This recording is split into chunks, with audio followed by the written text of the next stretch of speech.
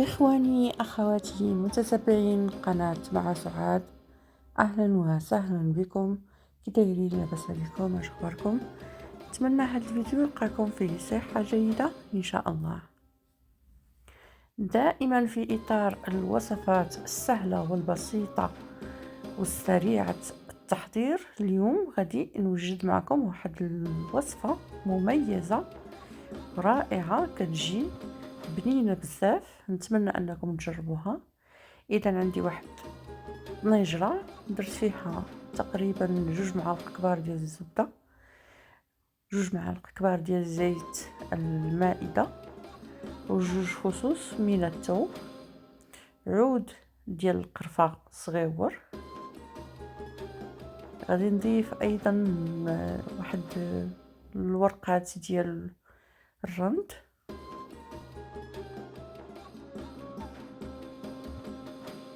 وتقريبا 4 ديال الأعواد ديال القرنفل.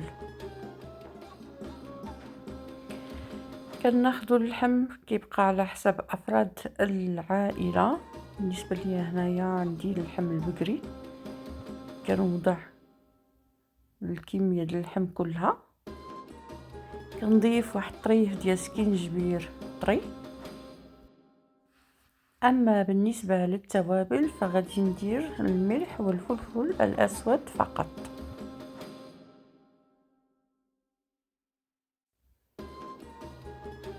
بالنسبة للنار اللي غادي نطيب فيها هاد اللحم، غادي تكون آخر درجة عندنا، هي اللي غنطيبوا عليها هاد اللحم هذا تقريبا لمدة ديال ساعة بدون إضافة أي نقطة من الماء. مرة نبداو نقلبوا فيه لمدة ساعة بدون إضافة الماء، ومن بعد غادي نتلاقاو باش نديرو المكون اللي غادي يعطي واحد اللذة لهاد الوصفة. وهنا ومن بعد مرور ساعة تقريبا شوفوا اللحم ديالي كيفاش ولا مذهب وطاب.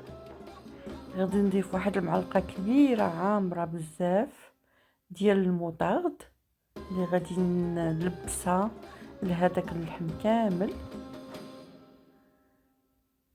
صدقوني هاد المطارد كيعطي واحد اللذة لهاد الوصفة هادي. كنضيف تقريبا 2 ديال الكؤوس ديال الماء، وكنغطي على الطنجره ديالي وكنخليها واحد 15 دقيقه تقريبا حتى كيتعسل ليا هذاك المطارد مع هذاك اللحم. بالنسبه ليا هذا الطبق رافقته مع الارز، يمكن لكم ترافقوه مع البطاطس في الفرن، يمكن لكم ترافقوه ايضا مع البطاطس مهروسه يعني لا بيوري، لكم الاختيار. لكن صدقوني الوصفة مميزة ورائعة بالنسبة للناس أصحاب الأذواق الرفيعة اللي كتبغي تكتشف على مطابخ عالمية.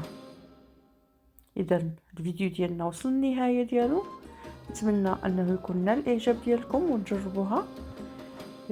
نقول لكم إلى وصفة قادمة إن شاء الله، فيديو جديد. إلى اللقاء.